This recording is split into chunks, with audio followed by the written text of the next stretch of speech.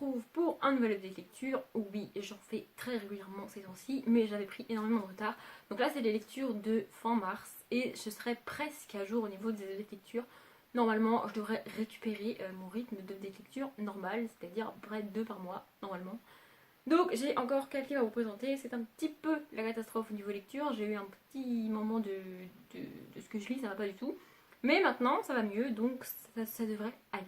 Le premier c'est Le cercle littéraire des amateurs d'épluchures de patates de Marie-Anne Schaffer et Annie Barrows. Il a fait beaucoup parler de lui quand il est sorti et puis assez récemment aussi. Et je m'étais enfin décidée à l'acheter et un jour j'étais assise dans mon lit. J'étais en train de lire autre chose, je ne sais plus quoi, mais c'est les livres que j'ai présentés dans le dernier update lecture. Et je me suis dit, c'est maintenant, je me suis levée, j'ai été le chercher et je l'ai commencé. Ça m'arrive de temps en temps de me dire, c'est là maintenant tout de suite que je dois lire ce livre-là. Et donc peu importe ce que je suis en train de lire, et ben j'arrête tout et je le démarre. C'est ce que j'ai fait et franchement je regrette pas. J'avais un peu peur parce que c'est un roman épistolaire.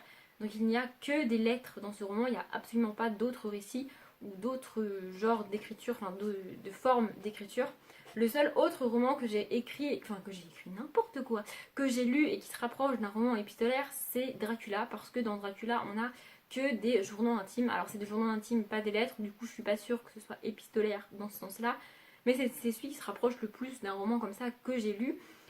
J'ai beaucoup aimé Dracula, mais je regarde pas un souvenir transcendant non plus, donc j'avais un peu peur et en fait c'est juste génial. J'ai vraiment adoré ce roman-là. Et donc dans ce roman-là, on est en 1946, je crois, on est juste après la Seconde Guerre mondiale, ça c'est sûr, mais je sais plus quelle année exactement. Et on va rencontrer, comment elle s'appelle déjà, Juliette, qui vient de publier un roman. En fait, pendant la guerre, elle a écrit plusieurs articles pour un journal, et à la fin de la guerre, elle a un éditeur qui est aussi son ami, et ils ont rassemblé tous ces articles dans un livre, et donc elle l'a publié. Au tout début du livre, elle fait une espèce de tournée d'auteur dans les librairies pour lire son livre, partager son livre et faire des dédicaces, même si à l'époque des dédicaces ça devait pas être trop ça encore. Et ensuite elle va commencer à entretenir une relation épistolaire avec plusieurs personnes d'un même village. Et à travers ces lettres, on va découvrir la guerre. En fait, ce qui est horrible dans ce roman-là, c'est que les gens qui vivent dans ce village-là ont subi l'occupation, c'est-à-dire que les Allemands ont pris possession de leur village pour occuper le terrain et montrer qu'ils étaient là et que c'était la guerre. Et une fois qu'ils sont partis, c'est seulement une fois que les Allemands sont partis et que les habitants vont reprendre leur quotidien qu'ils vont se rendre compte d'à quel point l'occupation a été horrible et d'à quel point ce qu'ils ont vécu était vraiment quotidiennement un enfer en fait. Parce qu'au moment où ils l'ont vécu, bah, c'était comme ça, ils n'avaient pas le choix. Ils se sont bien rendus compte que leur quotidien changeait et que ça devenait de plus en plus horrible pour eux. Mais c'était comme ça, c'était le quotidien, ils n'avaient pas le choix, ils devaient faire avec. Et maintenant que les Allemands sont partis, ils vont vraiment réaliser à quel point les années qui viennent de s'écouler pour eux ont été des années marquées par la guerre. C'est une partie de la guerre qu'on a rarement dans les livres. D'ailleurs, il y a Emily, donc de la chaîne Build Up, qui avait interviewé une auteure pour son livre. Je crois que le titre du livre c'est Elle voulait juste marcher tout droit, mais malheureusement, j'ai pas retenu le nom de l'auteur, je suis désolée. Et du coup, dans ce livre-là aussi, Elle voulait juste marcher tout droit, l'auteur montre l'envers de la guerre, en fait, tous ces gens qui ont subi l'occupation, qui ont vécu la guerre sans faire la guerre ou sans même avoir un membre de leur famille à la guerre, mais qui pourtant vivaient la guerre. Et aussi, dans ce roman-là, ça parle d'une femme, donc Elle voulait juste marcher tout droit, ça parle d'une femme, d'une mère qui revient des camps de concentration et qui va devoir récupérer sa fille en fait. Et donc le roman est écrit du point de vue de la petite fille qui comprend pas pourquoi sa mère est bizarre et qu'est-ce qui se passe et pourquoi elle a un tatouage sur le bras. Et voilà, et c'est de cette petite fille là qui comprend. Et donc en plus d'être l'envers de la guerre, c'est l'après-guerre, parce que on croit souvent qu'une fois que la guerre est finie, ouais c'est fini, c'est trop bien et tout. Mais en fait non, parce que la vie reprend, la vie continue, et c'est là que c'est vraiment difficile d'avancer après la guerre. Et donc ce roman là, ça va aussi montrer ça. C'est vraiment, en fait, c'est écrit simplement et presque normalement, alors que c'est un sujet absolument horrible. J'ai vraiment beaucoup aimé ce livre. La manière dont c'est écrit et le sujet traité, ça m'a rappelé La couleur des sentiments de Kathleen Stockett. Alors dans La couleur des sentiments, c'est pas la guerre, c'est le racisme qui est abordé, c'est le Ku Klux Klan et l'esclavage et tout ça avec la condition des noirs. Et ici c'est la guerre, mais c'est deux sujets vraiment très durs, et dans ces deux livres-là, ils sont abordés en quotidien et dans la vie normale, et c'est là qu'on se rend compte que la guerre, c'est pas juste c'est pas juste les hommes qui se sont battus, c'est aussi toutes les femmes et tous les enfants et tous les hommes qui n'ont pas été à la guerre et qui l'ont quand même subi. C'est pareil pour la traite des Noirs. Et du coup voilà, j'ai vraiment vraiment beaucoup aimé ce livre. Alors je crois que c'est Marianne Schaffer qui... donc Marianne Schaffer et Annie Burroughs, c'est une tante et sa nièce qui ont écrit ce livre ensemble. Et Marianne Schaffer est décédée juste après avoir appris que leur livre allait être publié. Du coup quand j'ai lu, parce que c'est écrit sur la 4e de couverture, quand j'ai lu ça je me suis dit oh c'est dommage, elle n'a pas vu à quel point le livre qu'elle a écrit a eu un impact, à quel point ça a changé, enfin à quel point ça a bouleversé les gens et à quel point ça... Enfin, le succès que ça a eu en fait, et j'étais vraiment déçue pour elle en fait parce qu'elle est morte avant d'avoir vu ça. Il se trouve que Annie Burroughs a écrit un autre livre, je crois que c'est un truc avec les chaussettes, je sais pas quoi là, c'est un titre aussi méga long qu'il faudra que je lise parce que je suppose que ça va être aussi un sujet important comme la guerre, traité de manière quotidienne, et vraiment vraiment j'ai adoré ce livre, donc il faut vraiment que je lise le truc des chaussettes. Le deuxième, c'est un livre qu'on voit absolument partout, et personnellement c'est Lemon June qui m'a convaincue de l'acheter et de le lire. Il s'agit de 24 heures de la vie d'une femme de Stefan Zweig. Je l'avais déjà vu sur d'autres chaînes, mais quand j'ai vu la vidéo de Lemon June, je me suis dit ok d'accord c'est bon, je vais l'acheter et je vais le lire. Donc je l'ai acheté au mois de mars et je l'ai lu au mois de mars. C'est pas que je suis déçue par ce livre, c'est que ce livre m'a perturbée en tant que lectrice. Donc dans ce livre, on va rencontrer une jeune femme, on est dans une pension du sud de la France en 1904. Et cette femme va du jour au lendemain partir avec un inconnu. Elle abandonne son mari, elle abandonne ses enfants et elle part. Après ça, nous on est dans la pension, on ne suit pas la jeune femme, on est dans la pension avec les personnages. Et donc les personnages vont réagir de manière différente à ce départ-là. Déjà aujourd'hui, une femme qui fait ça serait jugée parce que abandonner mari et enfant comme ça du jour au lendemain pour partir à un inconnu, il y a des réactions qui peuvent être pas cool vis-à-vis d'elle. Mais en 1904, je vous laisse imaginer les réactions des gens quoi. Du coup j'avais vraiment hâte de découvrir ce roman et Lemon June elle a dit que c'était génial, elle a dit que c'était trop cool, que de voir les femmes comme ça et les réactions des gens c'était vraiment vraiment cool. Sauf qu'avec moi ça l'a pas fait parce que j'ai eu l'impression d'être une voyeuse. Je me suis dit mais j'ai pas à lire ça, ça me regarde pas, c'est la vie des gens et ça me concerne pas. Et là je me suis dit mais en fait c'est le cas pour tous les livres, parce que dans tous les livres que je lis, on me décrit la vie des gens, on me parle de leur vie, on me raconte ce qui se passe dans leur quotidien et ce qu'ils font. Et en fait ça me regarde pas parce que c'est des gens que je connais pas. Alors vous allez me dire c'est des personnages fictifs, oui. Mais ce livre-là, je me suis dit, j'ai pas à lire ça, ça ne me regarde pas. Du coup, c'était très bizarre de lire ça. Et je peux pas dire du coup si j'ai aimé ou pas parce que j'ai été tellement perturbée par ce j'ai pas à lire ça, ça ne me regarde pas, que j'ai pas réussi à aimer ou non. J'ai ni aimé ni pas aimé. J'ai juste eu l'impression que j'avais pas à lire ça et que ça ne me regardait pas. Je me répète, je sais, mais j'ai pas d'autres mots pour dire ça. J'ai vraiment eu l'impression que je m'intrusais dans la vie des gens, ça se dit ça? Je ne sais pas. Mais que voilà, j'avais l'impression d'une intrusion et que j'avais pas à être là, j'avais pas à lire ça. Et du coup, c'était très très compliqué de le lire, mais comme il est très très court, je l'ai quand même lu. Mais voilà, il y a aussi une vieille dame qui va nous raconter 24 heures de sa vie. Du coup, je ne sais pas si 24 heures de la vie d'une femme, c'est 24 heures de la vie de la femme qui est partie ou de la femme qui nous raconte sa vie. J'ai pas très... Enfin, je sais pas trop d'où vient le titre. Mais voilà, j'ai un autre Stefan Zweig dans ma palle, du coup je vais aussi le lire. Au début je voulais pas lire celui-ci en premier parce que j'avais vu dans une vidéo, je crois que c'est Charles Snooki qui avait dit ça. Il l'a lu celui-ci aussi, je crois. Alors je sais pas si c'est peut-être Charles Snooki, mais le booktuber ou la booktubeuse qui a lu celui-ci et qui a commencé par celui-ci aussi avait dit qu'il fallait peut-être commencer par un autre Stefan Zweig. Sauf qu'après la vidéo de Lemon June, je ne pouvais pas attendre, donc j'ai lu celui-là. J'en ai acheté un autre, le même jour que j'ai acheté celui-ci, parce que j'ai craqué pour le format du livre, je vous en parlerai dans le book haul. Du coup, quoi qu'il arrive, je lirai un autre Stefan Zweig aussi, mais j'espère ne pas avoir cette même sensation. Les deux derniers sont deux abandons pour deux raisons différentes, dont un où j'ai quand même été très très loin dans le livre et c'est assez rare, mais c'est le dernier, du coup j'en parle juste après. Le troisième c'est Rebelle, donc le tome 4 de La Maison de la Nuit. Dans cette saga-là, je crois qu'elle comporte 7 ou 8 tomes, voire une dizaine, je ne sais plus trop. Moi je m'arrête là parce que j'en peux plus, quoi, je peux plus. Donc dans cette saga-là, on suit Zoé qui au début du tome 1 est marquée comme vampire et donc elle intègre la Maison de la Nuit, qui est une école de vampires où ils apprennent à devenir vampires en fait, et une fois que leur marque est complète, ils sont vampires. J'avais été extrêmement déçue et un petit peu énervée par le tome 3 parce que dans le tome 3 on se concentre exclusivement sur la vie privée, sur la vie d'adolescente normale de Zoé. Alors j'ai rien contre les romans adolescents qui abordent cette période là de transition où tu te poses plein de questions, où c'est galère et où c'est compliqué pour tout le monde quand t'as 16-17 ans voire plus on est d'accord, j'ai rien contre les romans qui font ça, sauf que je vois pas l'intérêt de prendre la peine de créer un univers avec des vampires, une initiation, des pouvoirs et tout, si c'est juste pour parler de ah machin il a dit que j'étais belle et lui il a dit que j'étais grosse et ah tu comprends je suis avec lui mais j'aime bien lui aussi, enfin si c'est pour parler de questions d'ados normales, fais un roman sur les ados normaux, enfin je veux dire t'as pas besoin de créer des vampires, c'est ça qui m'avait extrêmement dérangé dans le tome 3.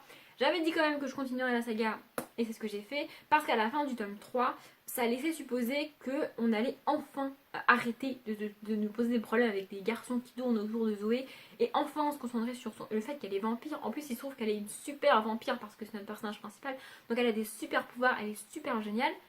Donc ça laissait supposer qu'on allait enfin se concentrer sur ses pouvoirs et sur le fait qu'elle est vampire plus que sur le fait qu'elle est adolescente. Sauf que non. Et dans ce tome-là, je me suis rendu compte de pourquoi j'y arrivais pas et de pourquoi ça le faisait pas. Je crois que je l'ai déjà dit, mais je vais le répéter quand même au cas où je l'ai pas dit. Dans les romans, enfin c'est le cas pour les séries, c'est le cas pour les romans, c'est le cas pour tout, en fait, je m'attache beaucoup plus au personnage masculin qu'au personnage féminin. Du coup, quand le personnage principal est un personnage féminin, c'est pas que j'ai plus de mal, c'est que je ne suis pas attachée à elle. Pas vraiment en tout cas. Et il faut au moins un personnage secondaire masculin auquel je vais m'attacher et que je vais aimer parce que si j'aime aucun des personnages, ça le fait pas du tout. Sauf que le problème de cette saga là, pour moi, c'est que on n'est que avec Zoé. On n'est que avec elle. Il n'y a que elle qui évolue. On n'a que ses questions à elle. On n'est que avec elle. Alors il y a des personnages autour d'elle qui sont là et qui sont secondaires évidemment. Mais on est quand même dans le tome 4 et les personnages secondaires, on a toujours la même description d'eux, ils ont toujours pas d'importance, ils sont toujours pas développés, ils font toujours rien, c'est toujours que Zoé qui fait, c'est que Zoé qui trouve, c'est que Zoé qui enquête, c'est que elle. Alors au bout d'un moment, moi je peux pas, je veux bien que ce soit le personnage principal, mais je préfère quand on développe les personnages secondaires, alors peut-être même pas forcément un mec ou un personnage masculin, peut-être juste d'autres personnages, parce qu'il y a plus de personnages féminins que de personnages masculins dans ce livre, c'est pas ça qui me dérange, c'est juste qu'il n'y a que Zoé, c'est que elle, et on n'a rien d'autre. Du coup, dans le tome 3, c'est l'histoire de Zoé qui m'énervait, dans ce tome 4 là, c'est carrément elle qui m'a énervée, je la supporte plus quoi. On a tellement que elle, que moi au bout de 4 tomes, je n'en peux plus, il fallait que j'arrête parce que ça devenait insupportable pour moi, je peux pas. Donc voilà, l'histoire c'est que Zoé, et il n'y a rien d'autre de développé. Et ça commence à m'agacer de lire des romans pour adolescents et dans lesquels j'ai l'impression que les auteurs se concentrent sur le fait que c'est pour les adolescents, faut faire simple, sinon ils vont pas y arriver. Et ça m'énerve, enfin je veux dire, les ados sont pas débiles. Alors oui, j'ai 23 ans et je suis plus une adolescente, mais c'est pas parce que t'as 15-16 ans que t'es débile et que tu peux pas comprendre quand il y a plusieurs personnages qui sont un petit peu développés. Si? Non. Donc j'ai arrêté ce livre à la page 112. Je pensais que ça était plus tôt, mais non. Parce que clairement, je ne peux plus. Donc voilà. Et le dernier c'est un genre de livre que je présente très rarement parce que c'est un genre de livre que je lis très rarement.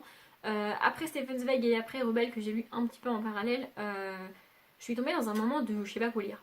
Je sais pas si ça vous arrive ces moments de je sais pas quoi lire, c'est un peu comme les moments de je sais pas ce que j'ai. Vous voyez, vous avez rien qui va mal, ça va bien à peu près dans votre vie, vous avez rien qui vous fait déprimer, mais vous allez pas trop bien, vous savez pas pourquoi. C'est comme ça. Et ben moi ça m'arrive aussi niveau lecture, je sais plus quoi lire. C'est-à-dire que je suis à un stade où je sais que le prochain livre, si ça le fait pas, ça va encore me plonger dans une espèce de pseudo-panne de lecture et c'est chiant. Enfin voilà, j'ai envie de lire et je sais pas quoi lire et j'ai peur de lire parce que j'ai peur d'être déçue. Donc en général, quand je suis dans ces moments-là, je me tourne vers un auteur que je connais, une suite de saga ou une romance, quelque chose d'à peu près sûr, quelque chose qu'il est quasiment certain que j'abandonne pas. Mais là, j'ai fait l'inverse. Je me suis tournée vers un thriller, c'est-à-dire vers un genre que je suis probablement, enfin qui a beaucoup plus de chances que j'abandonne que les autres livres. Alors c'est pas du tout que j'ai un problème avec le thriller, c'est que j'ai un problème avec le secret. Dans les livres, en fait, quand il y a quelque chose qu'on nous cache, ça ne me dérange pas qu'on sache pas tout et que l'auteur nous cache quelque chose. Ce qui me dérange, c'est quand l'auteur insiste encore et encore et me répète encore et encore que y a quelque chose qui me dit pas et ouais il y a un secret mais non je te le dirai pas. J'ai l'impression de me retrouver face à un gamin de 5 ans qui me fait là l'air, je te le dirai pas. Gamin de 5 ans auquel j'ai envie de coller une baffe. Donc auteur auquel j'ai envie de prendre son livre, de lui balancer à la gueule et de lui dire c'est bon me saouler avec ton secret ou de me raconter des choses intéressantes et bah garde-le ton livre, je le lirai pas. Ça m'énerve tellement que j'ai pas la curiosité d'aller au bout du livre. Je comprends les lecteurs qui vont au bout du livre et ont envie de lire encore plus vite pour savoir le fin mot de l'histoire, mais moi c'est pas du tout le cas. Moi ça m'énerve et j'abandonne le livre. Du coup le livre c'est Sans un mot d'Harlan Coben, que je peux vous dire tout de suite, j'ai abandonné à la page 200 et quelques je crois, 274, donc j'ai lu plus de la moitié du livre. Mais j'y arrive pas. Je crois que mon problème avec les thrillers, c'est que on n'est pas, enfin je suis pas en tout cas assez attachée aux personnages pour m'intéresser à ce qui leur arrive. Alors oui, dans les thrillers, il y a des disparitions, il y a des morts, il y a peut-être même des viols ou des trucs un petit peu cruels. Sauf que comme je suis pas attachée aux personnages à qui ça arrive, bah au bout d'un moment, je m'en fiche de pourquoi on lui a fait ça et de qu'est-ce qui s'est passé, vous voyez. Donc dans ce livre-là, le premier chapitre s'ouvre sur l'enlèvement d'une femme par un homme et une autre femme. Voilà, elle est enlevée. Ensuite, on passe à la découverte de la vie d'une famille. Donc on a le papa qui est médecin, la maman qui est avocate, le garçon qui a 16 ans et la petite fille qui a 11 ans. Les parents s'inquiètent pour leur garçon parce qu'il est adolescent, il commence à sortir, à leur cacher des choses, à ne pas tout leur dire. Et ils s'inquiètent pour lui. Alors il est dit dans le livre que c'est un âge auquel il est normal que les adolescents ne disent pas tout et deviennent un petit peu cachotiers avec leurs parents, sauf qu'il y a des événements autour d'eux qui font que les parents s'inquiètent vraiment et qui veulent vraiment agir et vraiment savoir qu'est-ce qui se passe dans la vie de leur fils. Du coup, on va suivre cette famille-là, on va aussi suivre les policiers qui enquêtent sur la disparition de la femme, évidemment, et puis petit à petit, d'autres personnages, et plus on avance dans le livre, plus on va suivre la personne qui enlève ces femmes. Parce qu'il y en a plusieurs qui vont être enlevées au cours du livre. Sauf qu'au bout d'un moment, donc déjà on a deux histoires en parallèle que je suppose ils vont se rejoindre à un moment donné, sauf que moi j'ai pas assez d'éléments pour continuer quoi. Alors je pense, j'ai rien contre le fait que l'auteur ne nous dise pas tout et nous cache des choses, parce que si on devine tout dès le début c'est pas intéressant, on est d'accord. Mais moi il me faudrait des petits indices au cours du livre qui font que je puisse construire quelque chose, que je puisse essayer de me dire ah bah oui c'est ça, ah bah oui ça va avec ça, et ah oui lui il a dit ça, et que je puisse essayer de construire un raisonnement dans ma tête. Même si à la fin c'est pour me prendre une baffe monumentale et réaliser que l'auteur il m'a baladé du début à la fin et que c'était du grand n'importe quoi. Mais au moins au cours de ma lecture j'aurais eu des petits éléments pour continuer. Parce que là je suis arrivée au bout d'un moment où je m'en fous de savoir ce qui est arrivé à ce pauvre garçon de 16 ans. Franchement je m'en fiche. Le père c'est pareil parce que le père a plus d'importance que la mère dans l'histoire. Mais je m'en fous en gros de ce qui se passe. Les femmes qui ont disparu, bah ouais elles ont disparu, c'est cool. On sent bien qu'il y a une histoire. En plus, quand on est dans la tête de celui qui les a enlevés, on dirait un vrai psychopathe. Sauf qu'au bout d'un moment, je m'en fiche, quoi. J'ai pas assez d'éléments pour vouloir savoir, j'ai pas assez d'éléments pour m'attacher à eux, et j'ai pas assez d'éléments pour vouloir continuer ma lecture. Du coup, j'ai arrêté, parce que je pouvais plus. Donc voilà, en plus, je suis très déçue parce que derrière, on a un commentaire de Tatiana de Rosnay, donc qui est une auteure que j'aime beaucoup et auquel j'ai enfin consacré une vidéo, est-ce que vous avez vu donc qui dit: ce nouveau roman n'échappe pas à la règle du suspense parfaitement brisé, tellement maîtrisé que moi je me suis fait chier. Des rebondissements spectaculaires. Franchement. Alors, si je l'avais abandonné plus tôt, je pourrais dire que peut-être plus loin ça arrive, sauf que là j'ai quand même dépassé la moitié du livre et j'ai pas vu de rebondissement quoi.